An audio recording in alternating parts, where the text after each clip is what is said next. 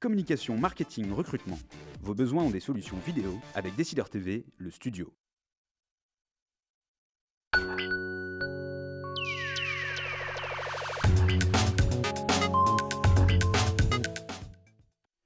Bonjour et bienvenue dans Startup, le rendez-vous des entrepreneurs, tous les mercredis en direct sur Décideur TV et Madines à 12h30. Tout au long de l'émission, vous aurez la possibilité, grâce au chat à droite de cette vidéo, de poser toutes vos questions à nos invités du jour qui vont nous expliquer comment ils ont fait pour convaincre des investisseurs de financer leur startup. Elena Agege, bonjour. Bonjour. Alors vous répondez à un besoin que ces messieurs ne peuvent pas connaître, ou très rarement, le fameux mal au pied quand on porte des talons. Et vous avez donc créé Chouette en avril 2011, une marque de ballerines qui s'enroule et qui se transporte facilement dans un sac à main. Vous avez d'ailleurs quelques produits. Alors montrez-nous à quoi ça ressemble. Ça ressemble à ça. Donc ce sont des petites ballerines de secours apportées à la place de nos chaussures à talons quand on n'en peut plus, qu'on a trop mal aux pieds, que ce soit en fin de soirée ou dans les trajets pour aller ou pour revenir du bureau. Et l'intérêt de la ballerine, c'est qu'elle s'enroule en tout petit, comme ça. C'est vraiment minuscule. Et ce sont des petites ballerines qui sont confortables, déjà automatiquement plus confortables que des chaussures à talons, et qui restent donc proprement dans le sac, qui ne prennent pas de place, qui sont très légères à transporter. Voilà, c'est un petit accessoire très féminin et très pratique. Très utile pour ces demoiselles. Et pour relier au thème de cette émission, en novembre 2011, vous avez levé 100 000 € auprès de Kima Ventures, le fonds créé par Xavier Niel et Jérémy Bérébi. Exactement. On va voir justement dans cette émission les coulisses de cette transaction, comment est-ce que ça s'est passé. Vous allez nous raconter. Sur ce plateau également, Olivier Mathieu, bonjour. Bonjour. Cofondateur en 2001 avec notamment Pierre Kosciusko-Morizet de Price Minister, la célèbre société de e-commerce que vous avez vendue en 2010 au japonais Rakuten, mais dans laquelle vous continuez de travailler en qualité de directeur marketing et communication. Et je rappelle également que vous êtes un des grands business angels français avec plus d'une douzaine de startups à votre portefeuille. Et je tiens également à montrer cet ouvrage pour les fans de Price Minister qui veulent en savoir un peu plus sur l'histoire. Price Minister, paru aux éditions des Carnets de l'Info. Et vous sortez également un nouveau livre le 19 septembre. Absolument, le 19 septembre. Mais c'est un livre plus politique qui n'est pas l'histoire de Price Minister, mais qui est plutôt un livre sur le rapport entre la politique et l'entrepreneuriat en France. Voilà, c'est toute une question. Parce que la gauche a mal à son entreprise, c'est ça? La gauche a mal à son entreprise aux éditions Plomb. Et c'est la suite aussi de l'engagement que j'avais eu avec le mouvement des pigeons qui traitait la question de l'entrepreneuriat en France, des startups. Donc ça concerne aussi un peu notre thème, la levée de fonds, la relation avec les investisseurs, parce que la fiscalité fait partie aussi des problématiques de l'écosystème. Et puis on avait participé aussi aux assises de l'entrepreneuriat avec le gouvernement. Donc voilà, c'est un petit peu le prolongement de ça en disant comment est-ce qu'on pourrait justement avoir plus d'entrepreneurs en France, réconcilier la politique avec l'entrepreneuriat, le succès, l'argent, pourquoi est-ce que ce sont des valeurs qui ne sont pas forcément très positives à gauche, donc comment est-ce qu'on peut régler tout ça, notamment pour favoriser la levée de fonds par exemple. Le 19 septembre prochain, donc en librairie. Alors l'idée aujourd'hui, ça va être d'aider les entrepreneurs qui nous regardent à trouver de l'argent en leur expliquant finalement comment se passe concrètement une levée de fonds et voir comment finalement réussir à séduire entre guillemets les investisseurs. Et on va commencer avec vous, Elena, avec votre exemple. Alors expliquez-nous comment s'est passée votre levée de fonds. Vous avez très tôt levé des fonds finalement, 6 mois après la création de Chouette. Alors 6 mois après le dépôt des statuts, mais on avait commencé à travailler sur Chouette depuis presque 1 an avant. D'accord. Donc du coup les délais sont un petit peu plus longs qu'ils n'en ont l'air. Et la levée de fonds elle-même a duré presque 6 mois, à peu près 4 mois de négociation, comme on dit. Donc oui, on a levé les fonds tôt, mais ce n'était pas excessivement rapide. Par quoi vous voulez que je commence? Parce que l'histoire est longue quand même. Oui, c'est vrai qu'elle est très longue. On va commencer par la rencontre justement avec donc c'est Jérémy Bérébi de Kima qui était dans votre école, c'est ça? Et là, vous vous êtes rencontrés, c'est ça? Oui, alors en fait, du coup, là, ça commence juste un tout petit peu avant, avec la création de la société, le business plan, et le fait qu'on monte un produit. Et on était sûr, enfin, la question ne se pose pas, qu'on aurait besoin de lever des fonds et qu'on aurait besoin d'en lever beaucoup. Or, pour financer le BFR, le besoin en fonds de roulement? Pour financer déjà la production, enfin la conception et la production des produits avant le reste. Voilà, ni mon associé ni moi ne venions du monde de la chaussure, donc on savait qu'il fallait lever quand même significativement des fonds. Or, on ne se voyait pas, ni mon associé ni moi, aller demander 500 000 € ou 1 million à des fonds. Donc, on voulait de toute façon commencer avec une somme plus raisonnable, à peu près 50 100 000 €. Au début, c'était ça, 50 000 € auprès d'un fonds d'investissement en capital d'amorçage. On voulait ça parce que de toute façon, on espérait arriver à une étape 2 où on lèverait beaucoup plus. Donc on voulait depuis le début commencer avec un fonds d'amorçage. D'accord. Du coup, on s'est renseigné sur quels étaient les fonds d'amorçage en France. Mhm. Forcément, Kima vient dans la liste. Mhm. De tout ce qu'on avait lu, on aimait beaucoup leur approche. Mhm. Donc depuis le début, on était quand même très attirés par Kima, même s'ils ne font pas beaucoup de produits en général. Ils sont plutôt orientés web d'ailleurs. Hein, Plutôt orientés web. Ouais. Et quand j'ai vu par chance que Jérémy Bérébi venait faire une conférence, donc comme vous l'avez dit, à Mhm. l'ESCP dans mon école, bah forcément j'ai été et on lui a pitché l'idée et ça lui a plu. Donc voilà. D'accord. Et Alors, après, après, ça fait comme ça. et en fait, ce qui est intéressant, c'est que vous vouliez lever au début 50 000 euros et que vous 60, avez levé ouais. 60 et que vous avez levé finalement 100 000 Oui. euros. Et que c'est Kima justement qui vous a aidé à revoir un petit peu votre business plan pour être plus ambitieux, entre guillemets. Je ne sais pas si c'est le cas. Plus réaliste. Plus réaliste. En fait, c'est Jérémy Bérébi qui s'est occupé de toutes les discussions avec nous pendant donc plusieurs mois, Mhm. qui a challengé chaque cellule de l'énorme fichier Excel qu'on lui avait envoyé Ah oui. et qui, pour chaque hypothèse, nous a challengé, a vérifié du coup, voilà, nos paramètres sur quoi on se basait. Et il y a certaines choses où il estimait, à juste titre, qu'on avait sous-évalué ce que ça allait demander, ce que ça allait nécessiter comme fonds. Et donc, on avait estimé qu'on avait besoin, vraiment en première étape, de 60 000 euros. Il a dit, je pense que vous avez plutôt besoin de 100 000 et il avait raison. D'accord. On va voir après plus en détail les questions qu'il vous a posées, etc. Enfin, durant ces 4 mois. Olivier, alors vous avez les deux casquettes, entrepreneur et investisseur. Je vous propose de commencer par la première, celle en tant qu'entrepreneur à Price Minister. Alors, est-ce que vous pouvez nous raconter les premières levées de fonds que vous avez effectuées alors, c'était au début exclusivement auprès de Business Angel. Ça, vous avez commencé… C'est une longue histoire parce qu'elle est ancienne. C'est-à-dire que Price Minister a été fondé en fin 2000 et lancé pour ce qui concerne le site internet en janvier 2001. Donc l'histoire est qu'effectivement à ce moment-là, on était dans une période de crise financière qu'on appelait la bulle internet. Ouais. Et donc les plus jeunes entrepreneurs connaissent pas ça, mais enfin ils ont eu une crise qui est celle de 2008. En 2001, elle était très spécifiquement liée aux valeurs technologiques. Donc forcément plus compliqué de lever des fonds dans cet environnement désastré. Enfin vraiment c'était assez dramatique. Il y a eu beaucoup de boîtes qui ont fermé, les sociétés avaient été surévaluées. Donc la mode internet était un petit peu passée. Si vous voulez, tout le côté, le mot start-up était un petit peu banni du vocabulaire médiatique et financier. Donc le choix finalement d'aller vers des business angels, c'était aussi une stratégie très précise qui consistait à éviter de perdre du temps à discuter avec des fonds d'investissement institutionnels ou des banquiers, etc., qui finalement soit avaient perdu de l'argent à cause de cette bulle internet, soit n'avaient pas investi et étaient très contents de ne pas l'avoir fait parce que du coup ils n'avaient pas perdu d'argent et dans ce milieu un petit peu sinistre, ça permettait à ce moment-là on était content de ne pas avoir investi dans Internet si on ne l'avait pas fait. Vous n'avez pas le choix finalement, les business angels c'est vraiment… oui, mais on a tourné un petit peu cet inconvénient en avantage en se disant voilà, on va créer une sorte de club de business angels en disant voilà, beaucoup de business angels ça peut être compliqué, il faut bien rédiger son pacte d'actionnaires de façon à ne pas perdre la gouvernance de l'entreprise dans les détails administratifs. En revanche, beaucoup de business angels, c'est en plus de l'argent, c'est aussi des compétences et un réseau. Donc on a choisi systématiquement des gens qui soit avaient une compétence qui complétait celle des fondateurs, si vous voulez, mais également un réseau qui pouvait être soit commercial, soit médiatique, soit financier. Donc amener d'autres business angels à rejoindre le cercle ou également des contacts plus opérationnels et business. D'accord. Donc c'est pas finalement, ils n'ont pas apporté que de l'argent, vous recherchez aussi des… On a eu jusqu'à 60 business angels. C'est ça, alors c'est une soixantaine, je disais. Comment on fait pour gérer une entreprise avec 60 personnes qui sont au capital en plus il faut d'une part avoir le contrôle en termes de pourcentage de détention du capital. Il faut que les fondateurs gardent le contrôle, enfin au moins pendant le début de la vie de l'entreprise, d'une part. Et puis il faut aussi que le pacte d'actionnaires laisse vraiment la gouvernance et la main aux fondateurs au maximum. Ensuite, en revanche, quand il y a quand même de toute façon des manipulations sur le capital, des opérations de cession, d'acquisition, de levée de fonds, etc., forcément, on est quand même obligé de faire signer des courriers. Donc, parfois, c'est un petit peu croustillant parce que il y a certains des business angels qu'on ne voit pas très souvent. Parfois, ils ont déménagé, on n'a plus leur adresse, etc. Et quand on a un délai imparti pour rassembler 60 signatures, alors que certains habitent à l'étranger, sont un petit peu partis à droite à gauche, ça provoque un peu de stress. Donc, il y a souvent cette question, est-ce que c'est intéressant ou pas d'avoir beaucoup d'actionnaires? Est-ce qu'il y a des inconvénients, des avantages? Il y a beaucoup d'avantages par rapport au réseau, mais il y a quelques inconvénients qui sont de l'ordre du temps passé à la relation.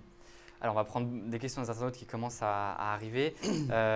Flavie nous demande que doit-on mettre en avant dans son executive summary. Alors, l'executive summary, pour simplifier, c'est la page qui résume en fait le business plan en fait au tout début. Qu'est-ce que vous avez mis? Est-ce que vous avez mis en avant l'executive summary auprès de Jérémy? Bien sûr. Ouais.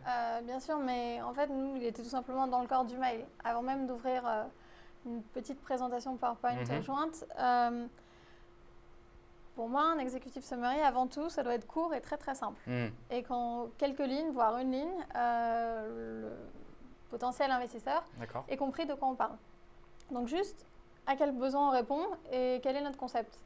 Déjà, c'est l'essentiel. S'il faut lire, si l'investisseur doit lire des pages et des pages ou de la presse entière pour comprendre qu'est-ce qu'ils font, à quoi ils répondent, comment ils fonctionnent, c'est pas possible. Olivier, quand vous regardez des dossiers de start-up dans lesquels investir, l'executive summary, c'est quelque chose qui vous interpelle? C'est essentiel. En fait, souvent, ce qui se passe, et je vous rejoins complètement, certains entrepreneurs ont envie de tout mettre en une page. Donc on se retrouve avec des petits caractères en colonne, avec des courbes, des chiffres, etc. Ouais. Et finalement, à un moment donné, on oublie presque l'idée principale. Donc évidemment, quel est le concept, quel est le rêve que je vends à minima, et puis ensuite, éventuellement, évidemment, 1 ou 2 chiffres qui permettent de montrer les perspectives commerciales et financières. Mais à mon avis, il faut que ce soit relativement simple, surtout parce qu'il faut se dire, voilà, il faut que le type qui reçoit cet executive summary puisse en parler très facilement à quelqu'un d'autre. Ouais. Déjà, donc s'assurer qu'il le lise. S'il ne le lit pas, il n'en parlera pas, d'une part. Et puis s'il le lit, qu'il puisse facilement s'approprier l'idée et se dire, voilà, je l'ai comprise, du coup, je peux en reparler moi-même. Si quelqu'un ne peut pas en parler, c'est qu'il n'a pas compris les choses. Eugène nous demande, est-il indispensable d'avoir un capital de départ important pour obtenir le financement par un fonds d'investissement? Vous avez commencé avec 10 000 €, c'est ça vos économies? Est-ce que c'était… Ce qui n'est pas très important par rapport au budget de conception et de production d'un produit. On a eu la chance d'avoir un tout petit peu d'argent en plus, 10 000 € en Love Money quelques semaines après la création parce qu'on avait besoin d'un petit peu de sous. Et donc c'est relativement faible par rapport aux 100 000 € qui sont venus après de la part de Kima. Donc non, je ne pense pas du tout que ce soit nécessaire d'avoir beaucoup d'argent depuis le début. Vous, à Price Minister, c'était combien le capital social de départ? On a mis un petit peu d'argent, nous, mais on a très vite levé des fonds quand même dans l'année 2001. On a levé presque 3 millions d'euros, je dirais, assez vite, en plusieurs petits tours. Donc ça, c'est évidemment, il ne faut pas négliger le fait que ça prend quand même du temps. Vous avez évoqué le temps de négociation, il y a le temps de convaincre, etc. Et il est vrai qu'en général, une levée de fonds dure toujours à peu près 6 mois. Or, c'est un inconvénient pour des fondateurs qui sont également opérationnels. C'est qu'en général, on ne peut pas se répartir entre les tâches quotidienne et puis la levée de fonds, on est obligé quand même de faire tourner un petit peu les affaires et puis on doit aussi prendre contact avec les actionnaires et en général c'est une petite équipe, donc voilà. Nous on avait la chance d'être plusieurs fondateurs comme on voyait sur la couverture du livre. Vous étiez 4. Et donc voilà, on était même 5, il y avait une jeune fille avec nous au départ qui est partie et qui est partie au bout de 18 mois ou 2 ans. Mais tout au début, en étant plusieurs fondateurs, moi c'est un élément important que je regarde aussi en tant qu'investisseur, c'est que je me dis voilà, il y a des compétences complémentaires. Et en plus, ils peuvent se répartir un petit peu les tâches. Donc, par exemple, Pierre Kosciusko gérait davantage la relation avec les actionnaires. Mais en même temps, chacun d'entre nous a pu amener aussi un petit peu son réseau des entreprises dans lesquelles on avait travaillé auparavant, etc., qui étaient parfois avec nos boss pouvaient être des business angels potentiels, par exemple. Ça a été le cas à de multiples reprises. Et donc, il faut arriver à gérer son temps comme ça. Donc, ce n'est pas tellement une question de est-ce qu'il faut avoir beaucoup d'argent au début ou pas. Je recommande toujours maintenant, systématiquement, de lever quand même le maximum d'argent, de ne pas refuser, de se diluer un petit peu. Parfois, les entrepreneurs disent « oui, mais si j'ai trop de monde, après, moi, mon pourcentage va diminuer, etc. » Parce qu'en fait, c'est quand même du temps gagné sur les mois suivants. Ouais. Alors justement, vous avez répondu, je pense, à la question de Agathe qui demandait combien de temps entre le démarrage et la levée de fonds. Vous dites en gros, c'est 6 mois, c'est ça? Vous, c'était 4 mois avec Kima, c'est ça? Entre le démarrage des négociations? Oui, je pense que c'est ça qu'elle… Oui. Alors, nous, c'était 4 mois, mais il faut savoir que c'est particulièrement long pour Kima, qui sont très réactifs. Alors, ils investissent dans 1 à 2 startups par semaine. C'est vraiment… Et c'est impressionnant. Donc, ça va souvent plus vite que nous. Mais bon, tout le monde n'est pas comme ça.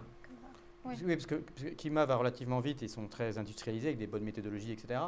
Bon, mais ça, c'est un point dans la relation avec eux. Mais en général, on a souvent, quand tout va bien, en tant qu'entrepreneur, des discussions avec plusieurs investisseurs. S'il y a des business angels en plus, des fonds d'investissement, et puis parfois de plusieurs tailles, etc. Parfois certains à l'étranger, parfois en France. Donc le temps de discussion, ce n'est pas seulement la négociation finale, c'est aussi préparer son dossier en amont, envoyer son exécutif summary, prendre des contacts, faire des réunions, ce qu'on appelle le fameux roadshow. On va rencontrer les gens, etc. Parfois, on travaille avec un intermédiaire, parfois, on travaille en direct. Donc, en fait, l'ensemble de tout ça prend généralement à peu près 6 mois. Adocta nous demande quelle place donner aux études de marché dans une levée de fonds. Est-ce que vous avez fait une étude de marché pour Chouette sur un nouveau produit, donc forcément un marché qui n'existait pas à la base?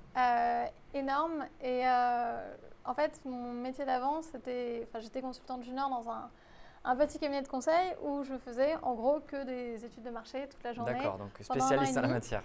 Du coup, j'ai été peut-être un petit peu trop loin et l'étude de marché a duré presque 1 an. Donc c'était un peu trop. Enfin, je faisais pas que ça. Mais du coup, oui, je l'ai poussé un petit peu trop, je pense. D'accord. Mais oui, c'est essentiel. Et quand on dit étude de marché, je pense que c'est pas qu'une question de collecte d'informations. Je sais pas, moi j'inclus tout ce qui est vente test également dans la phase d'étude de marché. Donc c'est collecte du feedback en fait des utilisateurs, c'est ça? Vente test, c'est même plus que feedback, c'est déjà voir si ça se vend, voir si le besoin que nous on a identifié, est-ce que c'est que nous, 3 copines et ma tante qui ont mal au pied, ou est-ce que c'est vraiment, dans le cas de Chouette, ou est-ce que c'est vraiment beaucoup plus de femmes que ça? Du coup, on a fait énormément de vente test dans des soirées, dans des discothèques, dans des galas. D'accord, donc vous avez bien testé le produit avant de… Et à la base, on n'avait pas ce produit-là, mais c'est pas grave, on vendait une autre ballerine qui s'enroule pas. Juste pour voir s'il y avait un vrai besoin à ce niveau-là, en plus des études de marché un peu plus théoriques. Donc oui, c'est essentiel. Olivier, les études de marché, vous regardez un petit peu? Disons que ce qui se passe, c'est que quand vous cherchez à lever des fonds, en général, vous vous adressez à des gens qui ne connaissent pas forcément votre marché. Donc, vous devez rassurer sur le fait que vous le maîtrisez bien déjà, d'une part. Donc, on a besoin de sentir est-ce que la personne qui est en train de lever des fonds connaît bien son marché. Et ça, c'est une première raison pour laquelle il faut avoir quelques chiffres. Et puis, par ailleurs, ce que cherchent les investisseurs aussi, c'est à évaluer la taille, ce qu'on appelle le potentiel du marché. Il y a des petits marchés intéressants et des gros marchés intéressants, mais ça change tout. Par exemple, moi, dernièrement, j'ai investi dans City Cake, c'est de la pâtisserie, place de marché de pâtisserie, et dans 1001 pharmacies, c'est une place de marché de pharmacien. Les deux sont des places de marché, mais le marché de la pharmacie est quand même beaucoup plus gros que le marché de la pâtisserie. Donc, chacun a une proposition de valeur qui est très différente. Ce n'est pas du tout les mêmes façons de réfléchir, du coup, dans la façon de lever des fonds, d'interagir avec les investisseurs. Marwan nous demande, en fonds d'amorçage, seed, faut-il absolument faire appel à un fonds? Alors, 2 exemples, business angel. Mais à chaque fois, je réponds en premier. Est-ce que vous voulez Olivier, est-ce que vous faites appel à un fonds? En fait, en général, la levée de fonds, c'est pas une levée de fonds dans la vie d'une entreprise. Souvent, notamment dans les entreprises dites de croissance, donc dans le domaine Internet, c'est un cycle avec plusieurs levées de fonds. On dit généralement le seeding ou l'amorçage en anglais, et puis après il y a les séries A, série B, voilà, ça dépend des tailles de levée de fonds, donc notamment une dimension de la levée de fonds, la quantité d'argent qui est levée, mais également qui est corrélée généralement au niveau de chiffre d'affaires. Donc voilà, donc quand on commence à lever de l'argent en plus, en général, c'est qu'on finance une croissance pour aller à l'international ou pour recruter plus de monde, etc. Et c'est de l'argent qu'on n'a a priori pas encore, même quand on est parfois bénéficiaire ou en forte croissance, on a besoin de relever des fonds. Donc, il y a un moment donné, il devient nécessaire d'avoir un fonds d'investissement quand on est dans ce cas de figure. Après, on cherche, il y a beaucoup d'investisseurs qui cherchent aussi des entreprises, y compris dans les business angels, dont ils pensent qu'elles ne seront pas ce qu'on appelle capital intensive en anglais, c'est-à-dire qu'elles ne demanderont pas trop de capitaux pour pouvoir suivre systématiquement. Mais tous les modèles économiques ne sont pas les mêmes. Certains ont besoin vraiment d'investissements technologiques ou commerciaux, de déployer par exemple des forces commerciales, d'autres non. Bon, donc du coup, c'est vraiment très variable. Mais en général, dans les entreprises de croissance avec technologie, il y a quand même, à un moment donné, besoin d'avoir un fonds d'investissement, ce qui présente quand même un certain nombre d'avantages, notamment de structurer un conseil d'administration, d'avoir une démarche de reporting un petit peu plus carrée, etc. Et puis, il y a aussi des inconvénients parce qu'on a quelqu'un qui intervient dans votre gouvernance et parfois, on n'apprécie pas. Mais ça arrive. Alors, on va essayer d'aller un peu plus vite sur les réponses parce que là, il y a beaucoup de questions et peu de temps pour y répondre désormais. Un tout petit mot, très rapidement, juste sur cette question. Vous avez dit l'essentiel, même tout en fait. Mais juste fonds d'investissement, pas essentiel, mais advisory board, je dirais oui. Juste un groupe de personnes qui conseillent, pas forcément des investisseurs, mais des gens plus expérimentés dans différents secteurs qui sont clés pour la startup, ça peut être très très utile. Très bien. Peut-on faire une levée de fonds avant de générer du CA, du chiffre d'affaires? Est-ce que c'est possible? Oui. C'est ce que vous avez fait, vous avez on avait du chiffre d'affaires de vente test qui, comme ça a duré longtemps, commençait à représenter quand même quelque chose. Mais non, un investisseur, pas celui qui a investi chez Chouette, mais un jour m'a dit qu'on pouvait lever plus de fonds parfois sur un PowerPoint parce qu'on vendait du rêve que sur un début d'activité parce qu'on vendait que le chiffre d'affaires qu'on avait réalisé. Donc oui, c'est possible. Nathan nous demande, peut-être plus pour Olivier, quelle relation entretenez-vous, non pardon pour les deux, quelle relation entretenez-vous avec vos investisseurs après la levée? Donc là c'est peut-être plus en fait pour Elena. Avec Jérémy, ça se passe c'est très régulier, c'est par mail, quasiment exclusivement. une fois par semaine, une fois par jour? Comment ça se passe? Une fois par jour, pas forcément besoin. En fait, ça dépend des problématiques. On n'est pas obligé d'envoyer un reporting toutes les semaines ou tous les mois. Ça dépend des problématiques. Quand on a des questions, on lui écrit. Il est réactif et toujours présent. Quand tout va bien, on écrit juste « tout va bien, voilà les chiffres ». Camille nous a demandé par Twitter quel impact a la visibilité d'une start-up sur un investisseur face à d'autres indicateurs plus tangibles. Est-ce que vous, la notoriété d'une start-up, ça vous touche on entend parler d'une start-up soit parce qu'effectivement elle commence à avoir de la visibilité, donc c'est un élément de réassurance parce que par exemple la presse en a parlé, il y a du bouche-oreille, etc. Il y a un autre élément qui peut finalement interagir, c'est parfois le fait d'en avoir entendu parler par son réseau.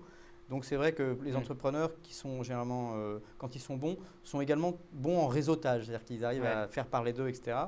Ce n'est pas forcément une qualité essentielle, mais ça montre une certaine façon intelligente d'interagir avec les autres. Et donc si on entend parler d'un dossier par plusieurs personnes, il commence à avoir plus de visibilité. D'accord.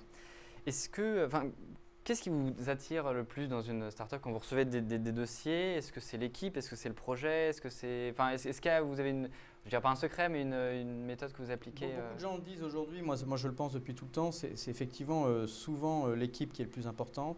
Parce que finalement, sur la qualité d'une équipe, on peut mettre une certaine confiance dans sa capacité à évoluer éventuellement et donc à faire évoluer son projet, ce qu'on appelle parfois pivoter. On doit s'adapter, le produit peut évoluer, finalement le marché change, la concurrence change. Donc c'est vrai que c'est la qualité de l'équipe et son agilité, alors que le modèle en tant que tel évidemment est important, mais on ne sait pas ce qui sera et rarement à plusieurs mois à l'avance. Ce qui peut se passer en revanche, c'est qu'on regarde dans le modèle quand même les besoins en financement futurs, par exemple. On essaie de les anticiper en se disant, voilà, est-ce que ça va demander beaucoup d'argent? Est-ce que les hypothèses sont crédibles? Est-ce qu'elles sont complètement surestimées ou etc. Donc on a besoin de regarder la crédibilité du business model, mais on sait qu'il sera sans doute pas suivi tel quel et qu'on ne peut pas écrire l'histoire à l'avance. Et en revanche, l'équipe, elle est complètement fondamentale. Les questions qui reviennent souvent chez les investisseurs, je ne sais pas, Elena, avec Jérémy par exemple, quelles étaient les questions clés qu'il a posées au début pour tester un petit peu et pour challenger? En fait, il a challengé les hypothèses qu'on avait avancées dans le fichier Excel qui, pour le coup, était très précis. Donc, il n'y avait pas une question qui revenait souvent, c'était quelle est la méthodologie pour faire tel calcul, quelle a été la méthodologie pour définir ces prévisions-là, même plus que sur les chiffres eux-mêmes ou sur est-ce qu'on est sûr de pouvoir les atteindre. C'était plus une question de méthodo et ce que j'ai senti, c'était que l'investisseur voulait plus savoir si on avait compris comment fonctionnait une société, un business plan, les départements ensemble, plutôt que de savoir si le scénario ou les 3 scénarios qu'on a proposés allaient se réaliser. Julien nous demande une astuce pour mettre les pieds dans le plat auprès d'investisseurs, même sans avoir d'introduction.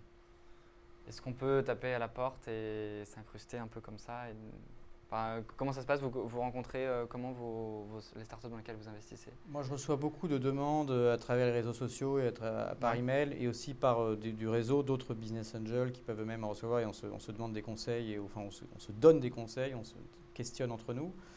Après, parfois, on peut plus spontanément, lors d'un événement, rencontrer quelqu'un. Ensuite, il ne faut pas se faire d'illusions, c'est rarement quand même en bousculant les choses comme ça parce qu'en fait, on reçoit tellement de dossiers, il y a quand même beaucoup de dossiers. Donc il faut quand même que l'argument, c'est quand même une démarche un peu rationnelle.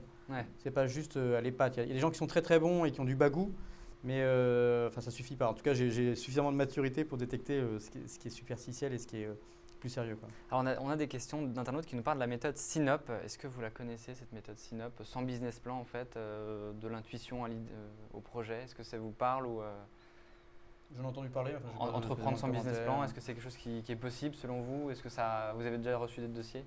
Non, mais après, parfois, il y a des gens qui organisent leur pitch en étant plus dans les idées, dans les concepts. Et alors, à un moment donné, je pense qu'il y a une génération qui présentait peut-être un peu trop dans le détail du business plan, etc. Alors que justement, comme je vous le disais, il faut qu'on regarde les hypothèses. Moi, j'aime beaucoup Excel, donc j'aime beaucoup jouer avec. Mais quand on présente le projet, on sait aussi que ces hypothèses-là, elles peuvent donner lieu à des cas plus négatifs et qu'on peut jouer avec. Et donc, la crédibilité des hypothèses doit être challengée. Mais on sait que finalement, probablement dans un an, on rigolera bien en comparant ce qui a été effectivement réalisé. Donc, il faut aussi faire un petit peu rêver en parlant des intuitions qu'on a, etc. En revanche, quand on commence à parler plus que des intuitions, ce qui est une tendance qui peut arriver de temps en temps, des entrepreneurs qui arrivent et qui essaient d'être plus que l'intuition avec un mot par slide, etc. On a envie de leur dire, bon mon gars, il faut te réveiller, il faut aussi vous réveiller parce que là, ça ne va pas suffire. Oui, une petite précision.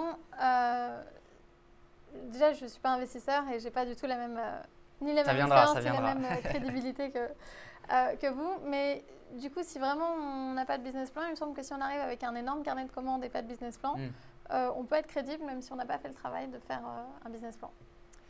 Autre question d'un internaute, vaut-il mieux une levée conséquente sur 2 ou 3 ans ou une petite sur quelques mois, quitte à y revenir ultérieurement? Alors plusieurs petits. Alors vous avez avec Price Minister, vous avez fait plusieurs auprès de Business Angel et après vous en avez fait auprès d'un fonds. Tout au début 2001-2002 et puis ensuite vraiment plus en 2005 où il y a eu 7 millions d'euros investis dans la société, donc c'était déjà beaucoup plus conséquent. Et après on n'a pas eu besoin de nouveau de relever des fonds. Je dirais que si on peut lever plus d'argent au début, encore une fois, c'est plus simple.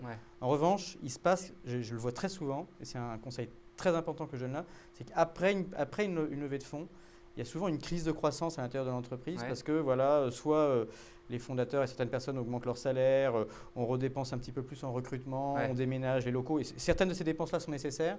Mais en fait, un point de vue, une question, c'est ce que vous disiez derrière, il y a une question récurrente que moi je pose, c'est vraiment la capacité à tenir les coûts fixes. Parce que c'est vrai que quand on augmente les coûts fixes après une levée de fonds, parce que c'est tentant, on lâche un peu trop les brides.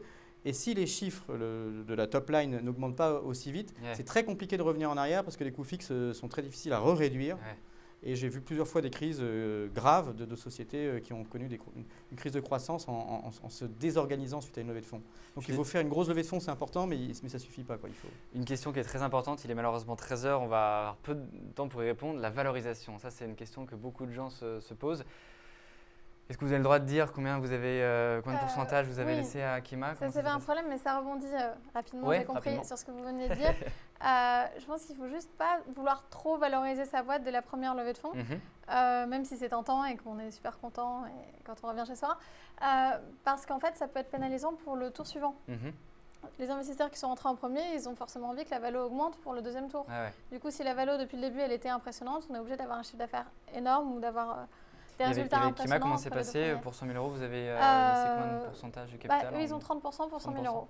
Donc, c'est valorisé à 330 000. D'accord. À la date de la levée de fonds. De la levée de fonds. Voilà. Et au niveau de la valorisation, est-ce qu'il n'y a pas de règle forcément? Il n'y a pas de règle. Forcément, une valorisation, elle n'est pas du tout mathématique au début. Après, elle devient, suite à des multiples, soit de chiffre d'affaires, soit de résultats par rapport aux comparables sur un marché. Au début, c'est vraiment une question de négociation.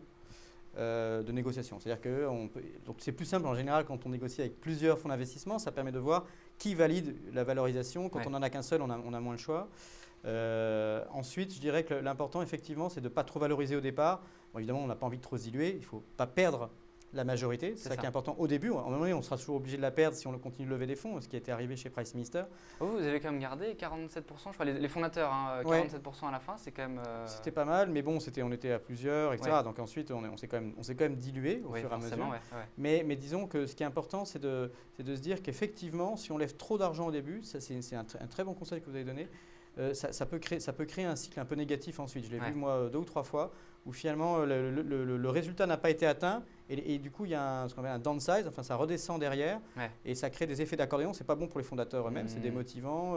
Il faut qu'ils renégocient des façons de se reluer plus tard avec des émissions de stock options, etc., de BSA ou de BSPCE. Et puis les actionnaires principaux du départ eux-mêmes sont déçus. Bon, évidemment ils peuvent toujours réinvestir sur une valorisation inférieure, mais la relation de confiance peut être cassée, donc il faut faire attention à trop se gonfler d'orgueil. Très bien, écoutez, merci pour tous ces conseils aux internautes. J'espère qu'on a répondu à la majorité de vos questions. Il y en a eu beaucoup. 2 petits commentaires d'internautes. Alors, il y a quelqu'un qui nous demande que pensez-vous de créer des chaussures de foot pliables? Il dit que la souffrance est pourtant bien là. Voilà, c'est une idée. Merci. Et il y a quelqu'un qui demande les chiffres de chouettes. Alors, vous ne les communiquez pas encore. Non. Tant que vous n'avez pas atteint les objectifs. On a des étapes, on a des objectifs. Dès qu'ils seront atteints, je serai ravie de les communiquer partout. Pour l'instant, ce n'est pas encore le cas. Très bien. Écoutez, merci encore pour être venu sur cette émission et avoir répondu aux internautes. Je rappelle le livre Price Minister pour ceux qui veulent en savoir plus sur cette belle success story à la française. Bon vent à vous. Et la semaine prochaine, Startup revient pour une émission consacrée aux relations presse avec notamment, on en parlait tout à l'heure, Cédric O'Neill de 1001 Pharmacie. Très bonne semaine et à la semaine prochaine. Au revoir.